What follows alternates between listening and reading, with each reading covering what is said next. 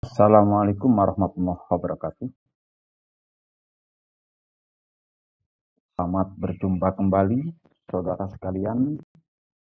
Nama saya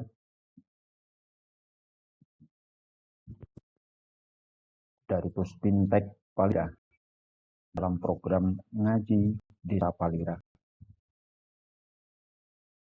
Pada seri yang ke-38 ini, saya akan mengupas masalah pembentukan panitia Pilkades. Ini ada yang menarik, maka saya ambil tema ini atau topik ini dengan dua rujukan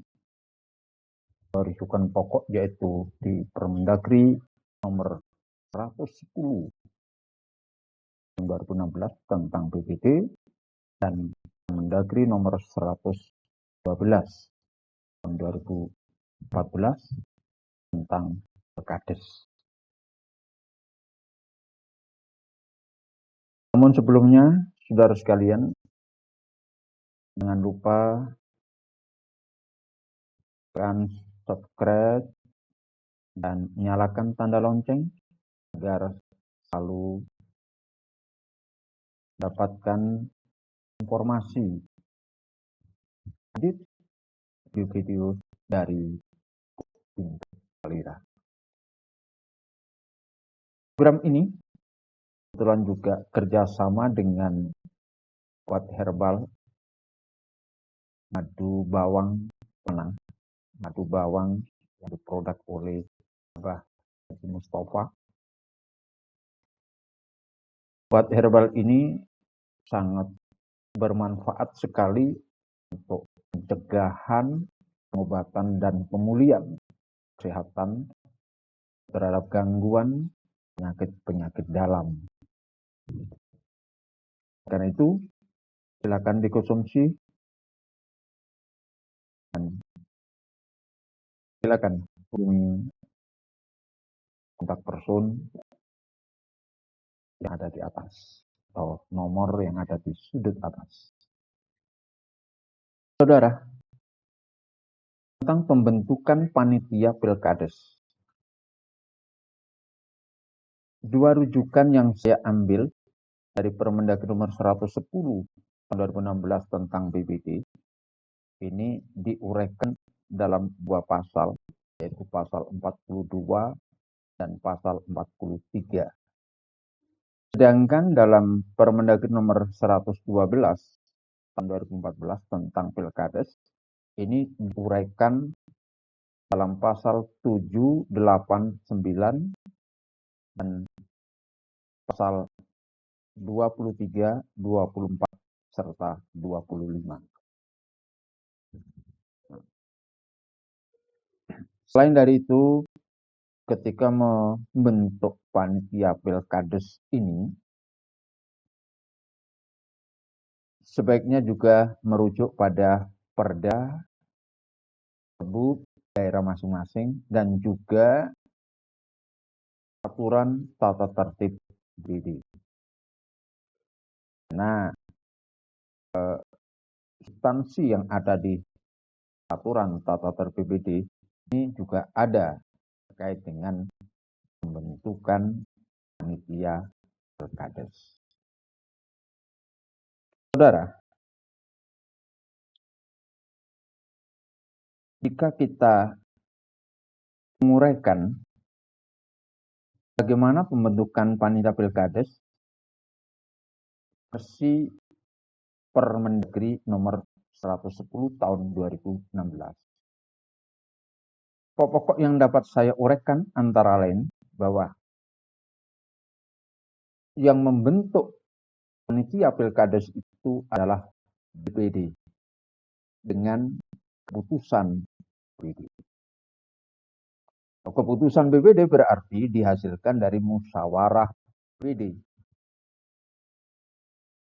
Dan yang kedua adalah bahwa panitia ini terdiri dari unsur perangkat desa dan unsur masyarakat. Unsur masyarakat ini yang mana? Maka silakan bisa kembali kepada poin-poin yang diuraikan unsur masyarakat berdasarkan pasal yang mengatur dalam musyawarah desa. Nih.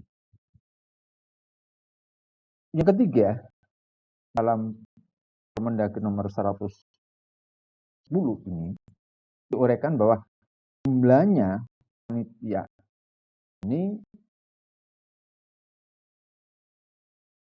tidak ada batasan minimal maksimal, tapi lebih dikedepankan supaya memperhatikan kemampuan anggaran. Berarti jumlah panitia ini karena anggarannya dari APBD kabupaten, maka dalam perda ataupun perbuk lah itu yang akan menentukan berapa jumlah panitia. Lalu formasinya antara perangkat desa dan unsur masyarakat itu berapa persen atau berapa jumlahnya.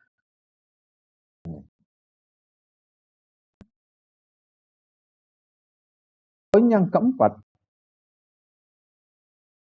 dijelaskan bahwa panitia Pilkades itu bertanggung jawab pada BPD. Baru nanti BPD akan bertanggung jawab kepada bupati.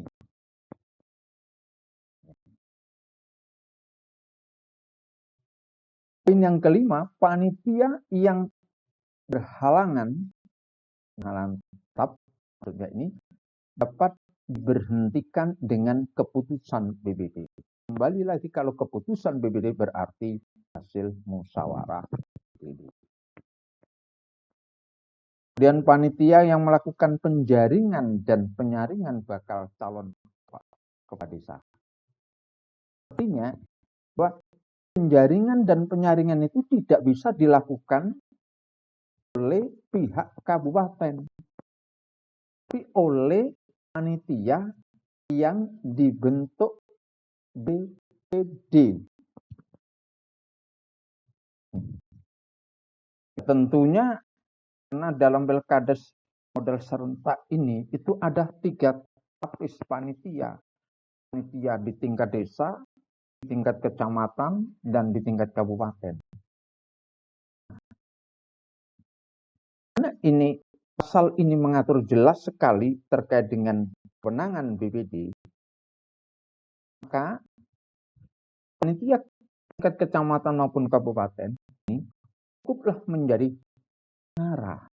Baratnya ini adalah kalau di tingkat desa itu adalah organisasi komite, sedangkan di tingkat kabupaten ataupun tingkat kecamatan adalah sebagai steering committee. Itu sebagai panitia pelaksana, sedangkan yang di tingkat atasnya adalah panitia pengarah.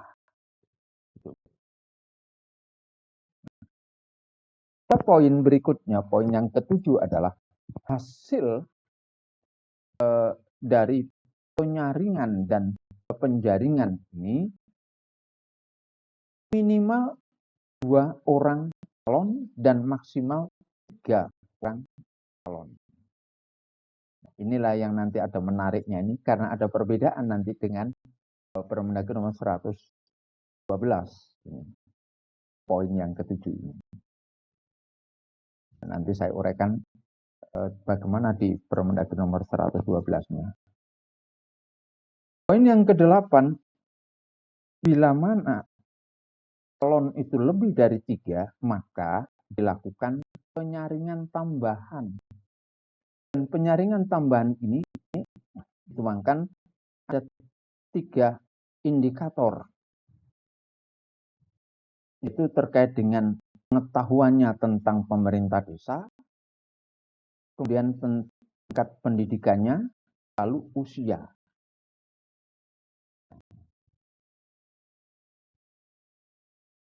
Poin ini ada perbedaan pengetahuan. Nah, ini di Permendagri nomor 12 tidak berbunyi pengetahuan. Jadi supaya bisa paham. Sedangkan tingkat pendidikan ini sama. Tentunya adalah semakin tinggi tingkat pendidikannya, nilai atau poinnya akan semakin tinggi. Sedangkan untuk usia, di sini hanya ada usia begitu saja. Lalu bagaimana untuk menilai sebagai penyaringan tambahan ini dari sisi usia? Maka sebaiknya ini diperjelas atau diperbuknya. Ini diperjelas. Kalau di tatip BPD tidak bisa. Nah, ini kewenangannya ada di kabupaten.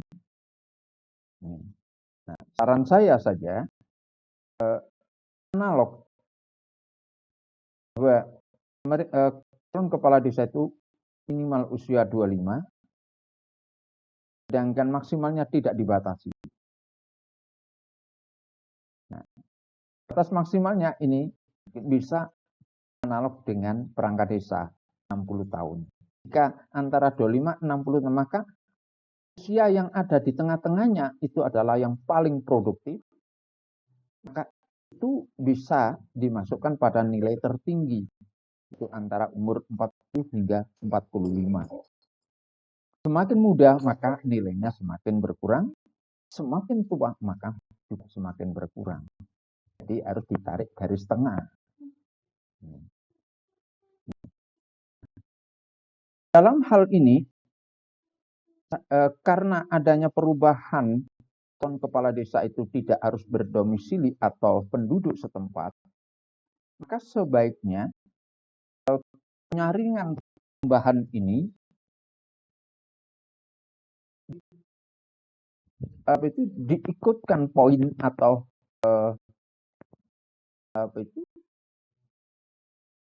tentang terkait dengan tambahan penyaringan tadi. Itu apa? Alamat atau alamat daripada calon.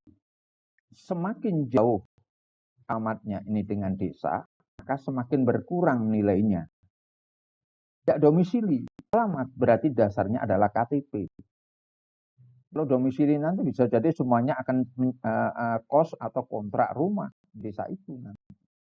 Ada calon dari luar. Dan jika ini masih sampai mengalami buntuan, maka artinya itu masih nilainya poinnya sama, ada yang sama misalnya, maka tambahkan lagi satu poin, yaitu tentang apa? Urutan ketika mendaftar. Siapa yang daftar lebih dahulu, maka nilainya lebih tinggi. Ada poin ini. Itu.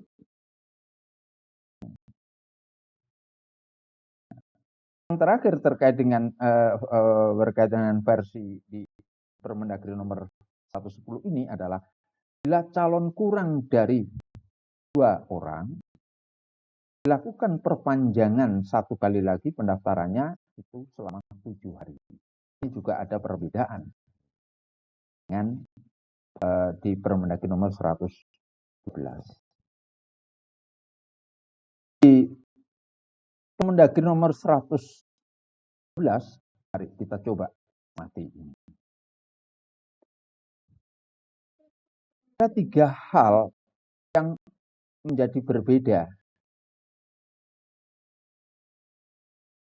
Kalau di Permendagri nomor 110 tadi, calon minimal 2, maksimal 3.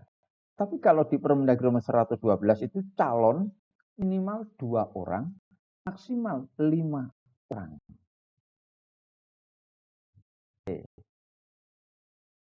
Bila calon ini lebih dari 5 orang, dilakukan penyaringan tambahan, nah meliputi. Kalau di Permendagri nomor 110 tadi itu adalah meliputi itu pengetahuan tentang pemerintah desa, tapi dari Permendagri nomor 112 ini adalah pengalaman. Ini sangat beda. Ketika pengetahuan, maka muncullah tes tulis. Dan kalau pilkada calon pakai tes tulis itu tidak wajar, tidak lumrah. Kita gunakan kata pengalaman. Kalau pengalaman cukup dengan apa? Keterangan. Rekodnya. Mungkin pernah menjadi ketua RT, pernah menjadi LPM, dan sebagainya. Itu. Dan diukur berapa lamanya. Semakin lama pengalamannya, maka akan semakin tinggi nilainya. Pengalaman. Dasar ada apa? Surat keterangan. fair, faktual. Kalau di Permendagri nomor 110 tadi itu dengan kata pengetahuan, maka yang harus diimplementasikan atau implementasinya menjadi tes tulis. Dan itu akan tentang sekali dengan subjektivitas atau ketidakjujuran, ketidakadilan. Hindari. Pendidikan sama, sudah sama. Hal ketiga yang beda adalah bila calon kurang dari 2 orang dilakukan perpanjangan pendaftaran selama 20 hari. Sementara di Permendagri nomor 110 tadi itu adalah perpanjangannya 7 hari. Ada 3 perbedaan yang cukup signifikan ini sebenarnya. Calon maksimal 3 orang, tapi kalau di Permendagri tentang Perkadesnya adalah maksimal 5 orang. Tambahannya penyaringan tambahannya adalah pengetahuan, satunya pengalaman. Dan jika ada perpanjangan pendaftaran, yang satu di Permendagri nomor 110 tadi adalah 7 hari, sedangkan di Permendagri nomor 112 adalah 20 hari. Nah, kita ini memandang dari dimensi ilmu hukum, maka karena ini ada aturan produk oleh institusi yang sama, produk institusi yang sama-sama Permendagrinya. Kalau ada kejadian semacam ini, maka sesungguhnya yang benar dilaksanakan, mana yang harus dijadikan dasar hukum, tentunya adalah peraturan yang terbaru. Nah, dari 2 aturan ini ternyata Permendagri nomor 112 itu tahunnya 2014, sedangkan Permendagri nomor 110 itu tahunnya 2016. Terkait dengan pasal ini berarti yang benar ini menurut ilmu hukum adalah harus berdasarkan Permendagri nomor 110 tentang pembentukan panitia Pilkades. Bagaimana selama ini yang terjadi di daerah Anda? Silakan saya cocokkan dengan apa yang saya jelaskan di seri yang ke-38 ini. Semoga bermanfaat. Bintek Balira, mengaji desa bersama madu bawang, obat herbal. Mohon maaf atas segala kurang. Terima kasih atas perhatiannya. Assalamualaikum warahmatullahi wabarakatuh.